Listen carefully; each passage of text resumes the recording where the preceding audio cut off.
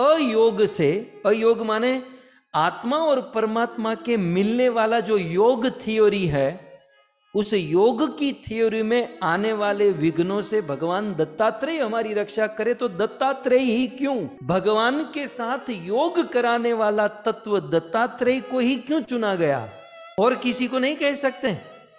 तो दत्तात्रेय ही क्यों, इस प्रश्न का उत्तर एक आचार्य ने बहुत सुंदर दिया कि भगवान दत्तात्रेय ही आत्मा का परमात्मा से योग करा सकते हैं और आत्मा और परमात्मा के योग में होने वाले विघ्नों को दूर कर सकते हैं।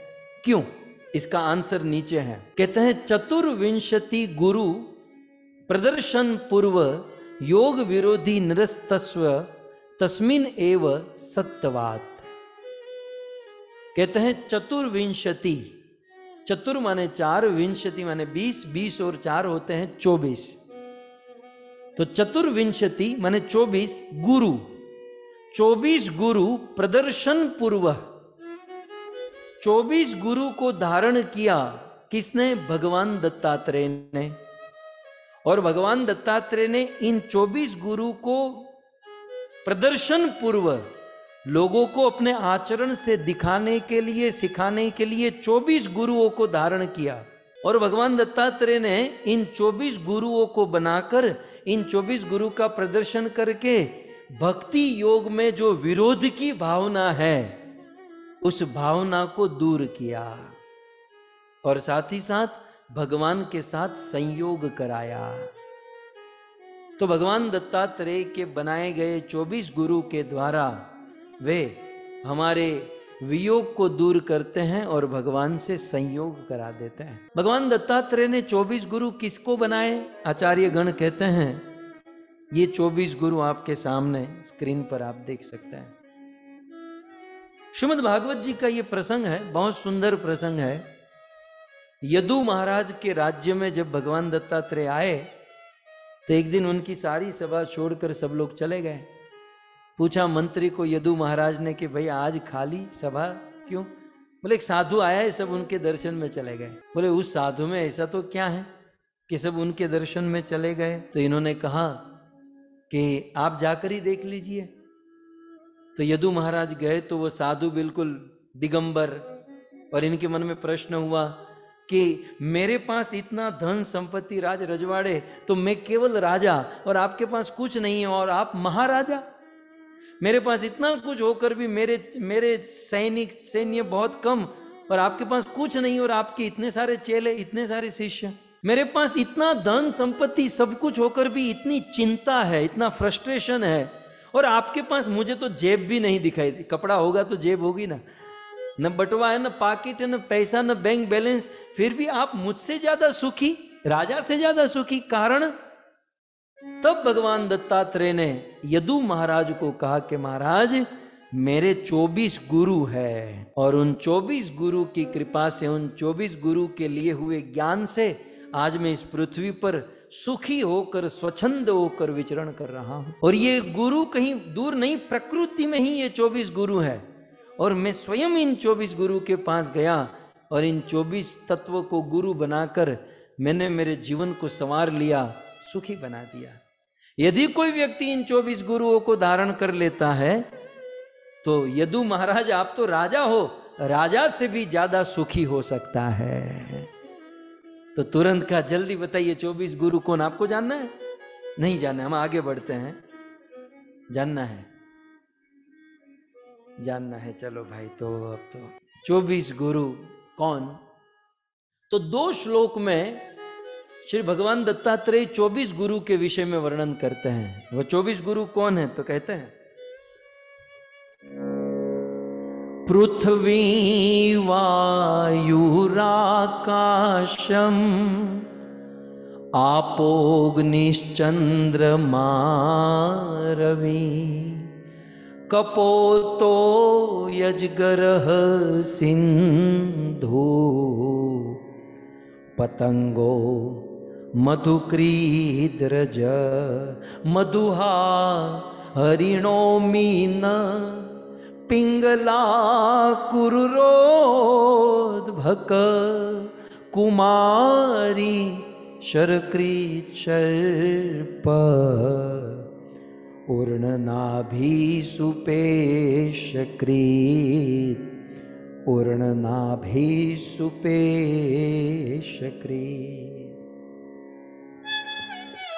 इस प्रकार भगवान दत्तात्रेय ने केवल 2 श्लोक में 24 गुरु गिना दिए हैं। जैसे आपके मन में हो रहा है ना, ऐसे ही यदु महाराज के मन में हुआ, महाराज ये संस्कृत श्लोक से काम नहीं बनेगा, आप इसको थोड़ा एक्सप्लेन कीजिए, इसको थोड़ा विस्तार से हमें बताइए कि ये 24 गुरु कौन और इस गुरु से आपसे कौन सी शिक्षा ग्रहण की। ईमानदारी से कहूं, इस 24 गुरु को यदि विस्तार से समझाना हो ना तो 3 भागवत सप्ताह करनी पड़ेगी। 3 भागवत सप्ताह करेंगे तब जाकर इसको विस्तार से हम सुन सकते हैं, क्योंकि हमने सुना है गुरुदेव के चरणों में बैठकर घंटों भर इन गुरुओं के विषय में, इनके तत्व के विषय में। ये बहुत बड़ा सब्जेक्ट है, श्रीमद् भागवत का ही ये सब्जेक्ट है। लेकिन क्योंकि भगवान दत्तात्रेय की बात आ ही चुकी है और मैंने श्लोक आपके बीच में रख ही दिया है, तो मैं निवेदन करूं कि इन 24 गुरु कौन है और इनसे क्या क्या शिक्षा ली जा सकती है, संक्षिप्त में, ज्यादा विस्तार से नहीं। सबसे पहले भगवान दत्तात्रेय ने, श्लोक के अनुसार चलेगा, भगवान दत्तात्रेय ने कहा कि मेरा प्रथम गुरु है पृथ्वी। इस पृथ्वी पर विचरण करते हुए मैंने देखा कि लाखों लोग इस पृथ्वी पर थूकते हैं, लाखों लोग इस पृथ्वी की वस्तुओं को काटते हैं, इस पृथ्वी को परेशान करते हैं, लेकिन फिर भी पृथ्वी किसी को दंड नहीं देती। मैंने पृथ्वी से क्षमा का गुण ग्रहण किया, मैंने पृथ्वी को अपना गुरु बना लिया और पृथ्वी से मैंने क्षमा सीखी। सो भगवान दत्तात्रेय के प्रथम गुरु पृथ्वी, और पृथ्वी से उन्होंने क्षमा का गुण स्वीकार किया। भगवान दत्तात्रेय ने कहा दूसरे गुरु, तो कहते हैं वायु। श्लोक देखते चलिएगा, पहली है पृथ्वी, दूसरे हैं वायु। बोले पवन से मैंने क्या सीखा जानते हैं? मैं संसार में विचरण करता था, पवन जो होता है ना, कभी कभी परफ्यूम की दुकान से गुजरता है तो परफ्यूम को साथ में लेकर चलता है, तो कभी कभी हमारे मुंबई में बांद्रा की खाड़ी से गुजरता है तो वो बदबू को लेकर चलता है।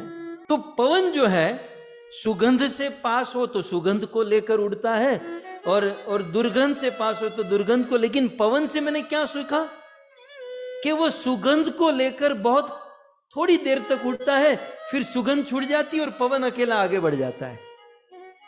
चाहे सुगंध हो या दुर्गंध हो, कुछ देर तक पवन उसे उठाता है, ढोता है, और फिर उसे छोड़कर वो अकेला आगे निकल जाता है। तो पवन से मैंने अनासक्त रहना सीखा।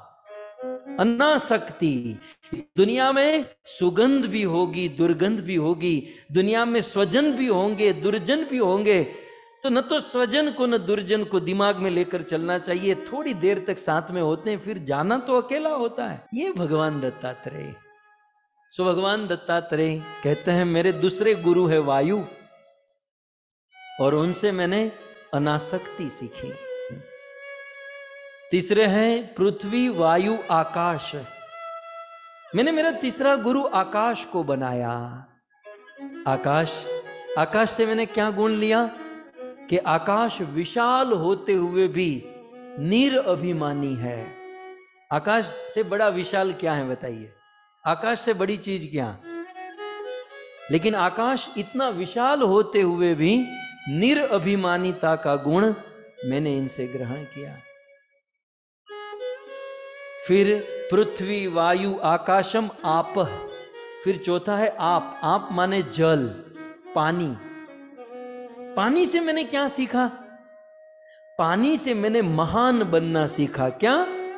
महानता का गुण है। पानी बहुत महान है। पानी की महानता क्या है? पानी सबको शुद्ध बनाता है, सबसे पहली बात। नहीं तो रात को सोने के बाद सुबह उठकर जब अपना चेहरा कांच में देखते ना, दूसरों को दिखाने लायक नहीं होता है, लेकिन जैसे ही शावर लेकर आए तो इतना फ्रेश हो जाते हैं कि लोग आपका दर्शन करने आते हैं। पानी एक तो शुद्ध कर देता है। पानी बिल्कुल सादा, सरल और तरल बनाता है लोगों को शुद्ध, कर देता है लोगों को पवित्र, लेकिन रहता है बिल्कुल सादाई से, सरलता से, तरलता से नीचे। और पानी आतप माने धूप को सहन करता है, शीतल को सहन करता है, लेकिन फिर भी अपने में कोई परिवर्तन नहीं लाता है ना। पानी में कितनी भी धूप आए, शीतलता आए, परिवर्तन कुछ नहीं। मनुष्यों को तो बेचारा जल हेल्प करता है, लेकिन पेड़ पौधे को भी ये जल जो है जीवन प्रदान करता है। हम कहते हैं ना जल ही जीवन है। तो इतनी बड़ी महानता होकर भी बहुत नम्र होकर रहता है। तो जल से मैंने महान बनना सीखा कि सबको जीवन दो, मनुष्य को जीवन, पेड़ पौधे को जीवन, और सबको शुद्ध करो। ये गुण मैंने जल से ग्रहण किया। फिर आगे कहते हैं पृथ्वी वायु आकाशम आपो अग्नि। मैंने पांचवा गुरु बनाया अग्नि को, और अग्नि से मैंने निरंतर प्रकाशमान रहना सीखा। अग्नि से मैंने ऊर्ध्वमुख रहना सीखा।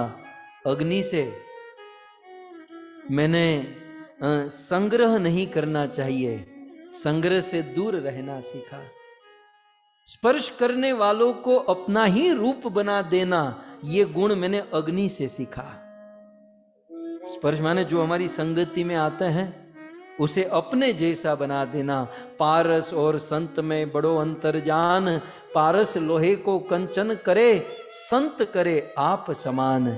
संत जो होता है ना, दूसरे को अपने जैसा संत बना देता है। अग्नि से मैंने सीखा। और अपने समीप रहने वालों को भी प्रभावित करने का गुण मैंने अग्नि से लिया। जो हमारे नजदीक है उनको प्रकाश दे, उनको प्रभावित करे। हमारे वहां कहते हैं ना, दूसरों का रंग हमें न लगे, हमारा रंग दूसरों को लगे। ये अग्नि से मैंने सीखा।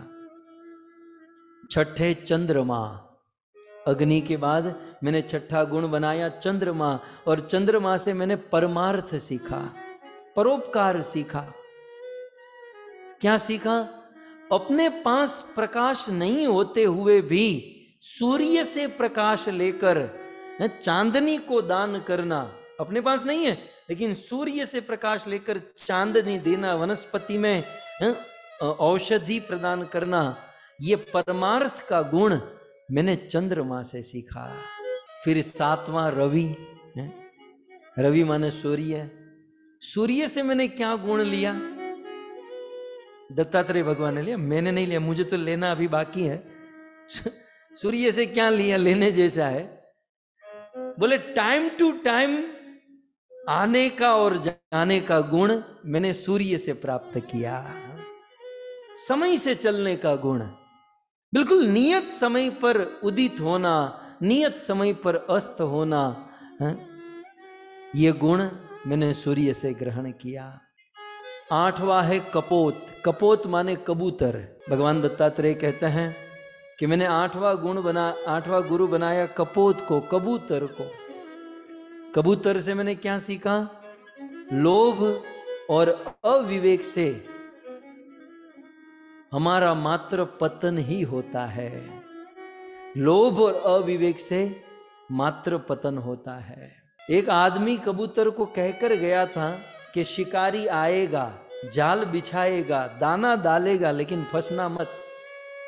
कबूतर को मंत्र भी दे दिया था जूम पे। वो जूम में लॉगिन किया कबूतर और ऐसे बैठा और मंत्र भी जान लिया, सब कुछ सीख लिया। शिकारी आएगा, दाना डालेगा, जाल बिछाएगा, फंसना मत। और रटने भी लगा था, तो उसको उच्चारण भी करता था। फिर शिकारी आया, दाना डाला, जाल बिछाया, लेकिन अविवेक और लोभ के कारण वो कबूतर फंसा और शिकारी उसे बांध कर ले चला। कबूतर। और भी एक तरीके की दूसरी कथा है, लेकिन अभी हमारे पास वो डिटेलिंग में जाने का टाइम नहीं है। लेकिन कबूतर से हमने लोभ और अविवेक किस प्रकार से पतन कराता है यह सीखा। कपोत। फिर नौवां गुरु अजगर। मैंने अजगर को अपना गुरु बनाया। अब अजगर गुरु बनाने लायक है, लेकिन अजगर वृत्ति जो है ये गुरु बनाने लायक है। अजगर क्या करता है? अजगर अपना जीवन निर्वाह करने के लिए घूमता नहीं है।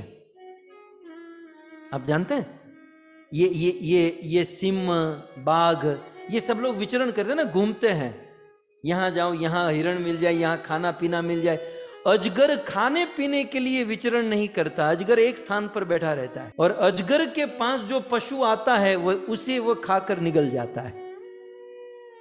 तो जैसे अजगर स्पेशल अपने निर्वाह के लिए कोई परिश्रम नहीं करता, वैसे साधु को चाहिए कि जीवन निर्वाह के लिए ज्यादा भागदौड़ न करे।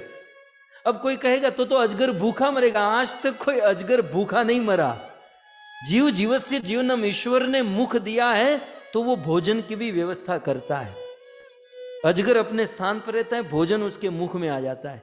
खैर, हमें तो इतना आलसी नहीं बनना है, लेकिन कहने का अर्थ यह है कि भौतिक वस्तु के लिए ज्यादा परिश्रम, कुछ लोग केवल भोजन के लिए ये रेस्टोरेंट में जाए, उसका आधा दिन तो रेस्टोरेंट की प्लानिंग में निकलता है, ये खाएंगे, ये करेंगे, वो करेंगे, समय की बर्बादी है। सो अजगर से हमने ये सीखा। 10वां गुरु हमने बनाया सिंधु, समुद्र। भगवान दत्तात्रेय के 10वें गुरु है समुद्र। समुद्र अपनी मर्यादा से कभी आगे नहीं बढ़ता है और स्वयं खारा है।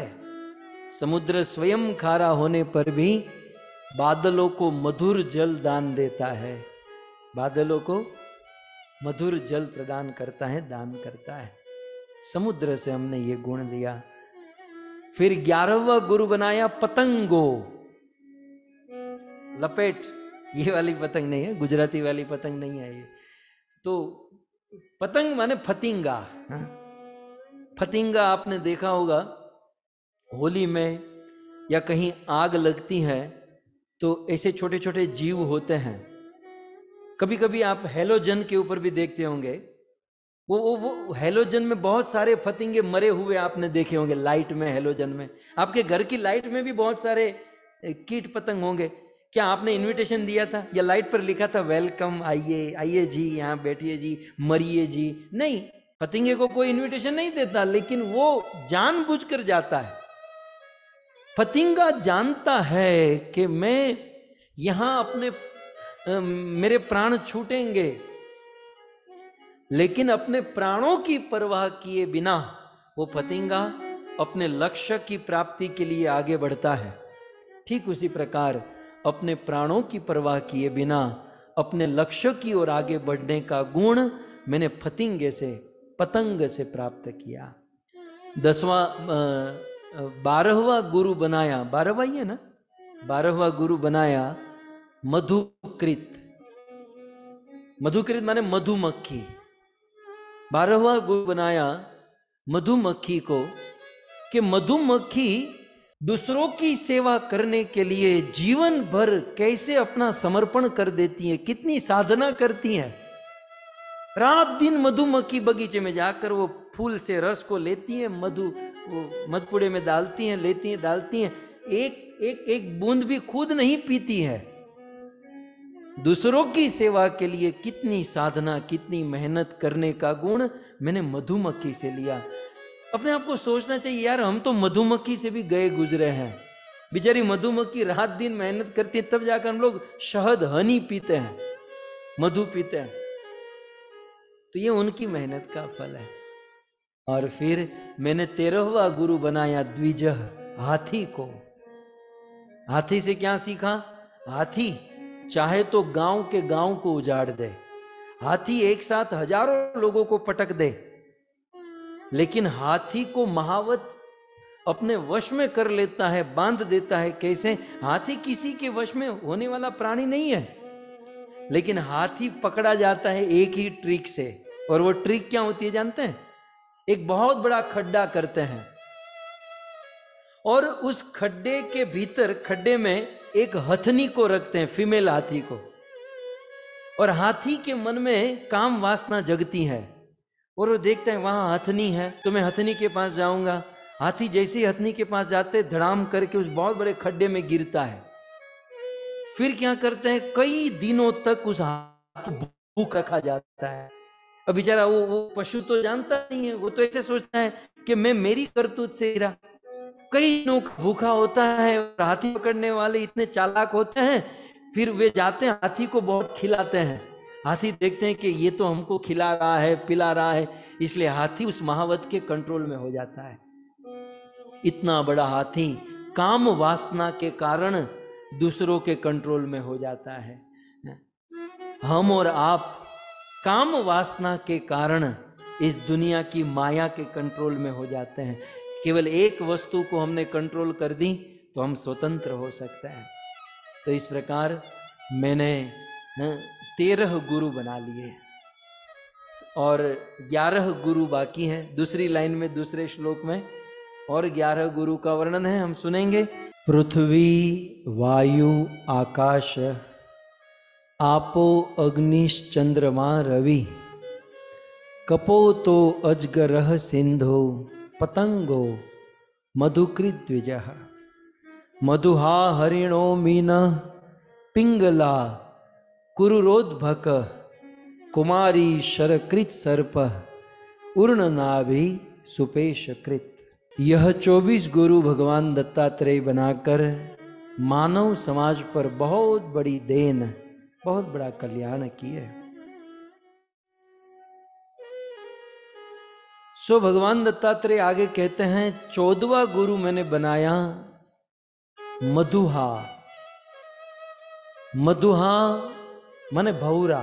एक आसक्त प्राणी किस प्रकार से अपना प्राण त्याग देता है, यह गुण मैंने भौरे से सीखा। भौरा सुबह होते ही जैसे सरोवर में कमल खुलते हैं, वो भौरा कमल में जाकर बैठता है और संध्या के समय वो कमल बंद होना, सिकुड़ने वाला होता है, बंद होने वाला होता है। वो भौरा जानता है कि मैं मरने वाला हूं, लेकिन फिर भी वहां से बाहर नहीं निकलता और उसी कमल में रह जाता है। उनकी मृत्यु तक हो जाती है। कमल की पराग में आसक्त भौरा आसक्ति के कारण अपना प्राण गवा देता है। ठीक उसी प्रकार मनुष्य संसार में किसी न किसी की आसक्ति से एक न एक दिन अपना प्राण गवाता है। 15वां गुरु भगवान दत्तात्रेय ने बनाया हरिण। समझने लायक है। हरिण जैसे हरिण माने मृग।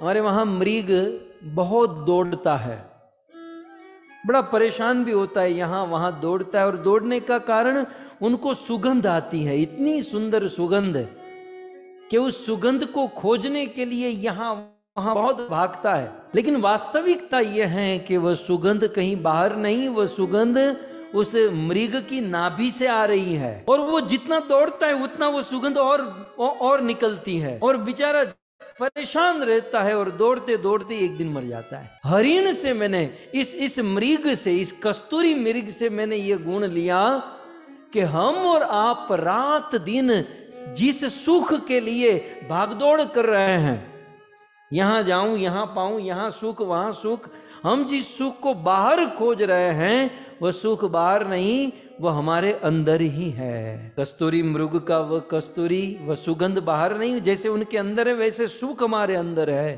बस अंतर्दृष्टि करके भगवान का भजन करने से वह सुख प्रकट होता है। मैंने 16वां गुरु बनाया मीन। आप दूसरे श्लोक में देख सकते हैं मीनः। मीन मछली। थोड़े से जीवहा की लालसा से अपना जीवन दांव पर लगा देती है मछली। करना नहीं चाहिए, लेकिन जो लोग मछली पकड़ते हैं क्या करते हैं, वो कांटे में कुछ थोड़ा सा भोजन फंसा देते हैं और फिर रस्सी से धागे से डालते हैं और बेचारी निर्दोष मछली उस भोजन को खाने जाती है, कांटा फंस जाता है। तो जीवहा की लालसा से मछली मौत के मुख में चली जाती है। हम और आप जीवहार लालसा इति उति धाय, शिष्णोदर पारायण कृष्ण नहीं पाए।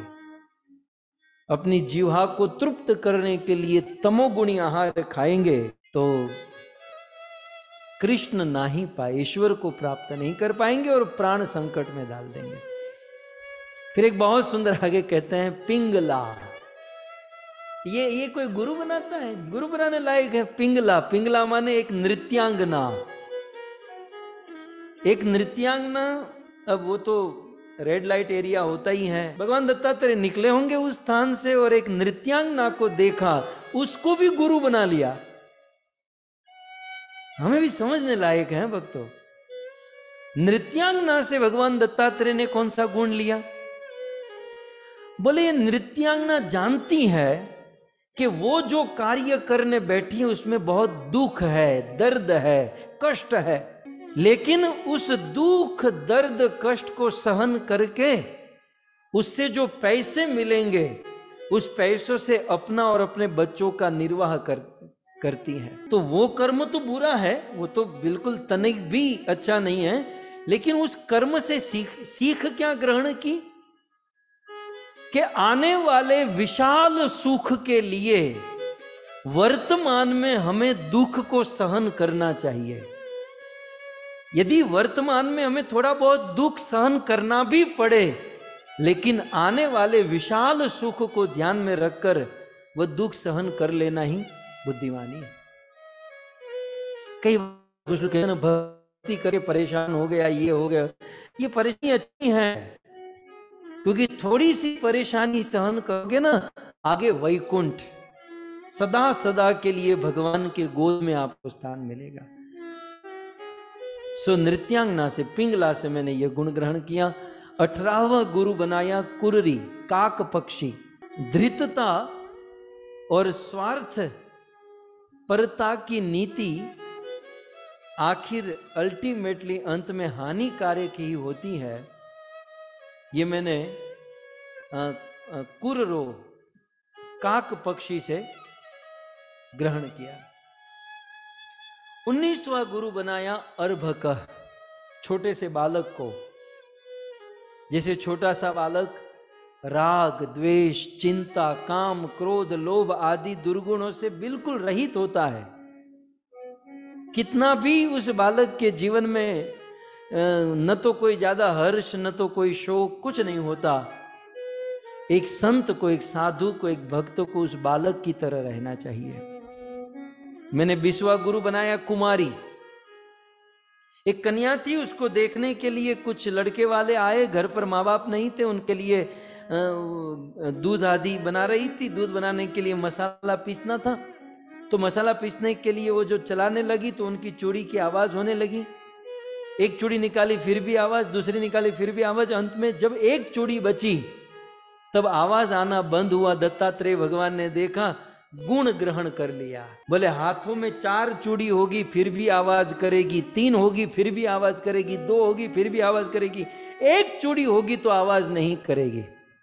ठीक उसी प्रकार इस दुनिया में कई लोगों के साथ रहोगे तो आवाज तो होगी, डिस्टर्बेंस तो होगा। इससे अच्छा है सन्यास आश्रम, ब्रह्मचारी आश्रम, भजन करने में कोई डिस्टर्बेंस नहीं। तो ये गुण मैंने कुमारिका से लिया। 21 शरकृत। शरकृत माने बाण बनाने वाले व्यक्ति से। जैसे बाण जो होता है ना, बहुत निम्न वस्तु से बनता है। मनुष्य भी यदि अपने को तपाने और चोट सहने की तैयारी रख ले तो वो बहुत बड़ी वस्तु, बहुत बड़े कार्य में काम आ सकता है। एक लोहे का टुकड़ा जिसको घिसा जाता है, तपाया जाता है और फिर बाण बनता है। मनुष्य भी अपने आप को थोड़ा सा तपाए, थोड़ा सा अपने आप को कष्ट सहन करे तो वे बहुत बड़े कार्य में आ सकता है। 22 सर्प। मैंने सर्प को गुरु बनाया। सर्प दूसरों को कष्ट देता है और प्रति उत्तर में सब ओर से त्रास पाता है। ठीक उस प्रकार उद्दंड व्यक्ति, क्रोधी, आक्रामक और आतताई होना अपने लिए और दूसरों के लिए कष्ट देने लायक ही होता है। कभी भी वो कल्याण या श्रेय नहीं कर सकता। 23वां गुरु बनाया उर्णनाभि। उर्णनाभि माने मकड़ी। जैसे मकड़ी अपने जाले में, अपने ही जाले में फंसकर मर जाती है, ऐसे इस दुनिया में लोग अपने ही बनाए हुए जंजाल में फंसकर मर जाते हैं। और अंत में 24वां गुरु बनाया सुपेशकृत। सुपेशकृत माने भृंगी कीड़ा। भृंगी होती है ना, उसका जब भृंगी जो होती है वो किसी कीड़े को अपने घर में लेकर आती है और उस कीड़े के कान में रात दिन बोलती है और बोलते बोलते बोलते उस कीड़े को भी अपने जैसी भृंगी बना देती है। इस दुनिया में साधु संत जो है ना, वो भृंगी कीड़े के समान है। वो संसार के लोगों के कान में रात दिन बोल बोल कर अपने जैसा कीड़ा बना देते हैं। वो भृंगी होती नहीं है, वो होता है कोई कीड़े के वहां उसका जन्म होता है, लेकिन उसके कान में बोल बोल के उनको भी भृंगज बना देता है। सो इस प्रकार से आइए मूल श्लोक ऊपर आप यहां देख सकते हैं। दत्तस्व योगा दथ योगनाथ। योगनाथ भगवान दत्तात्रेय मेरे योग में आने वाले विघ्नों से मेरी रक्षा करें।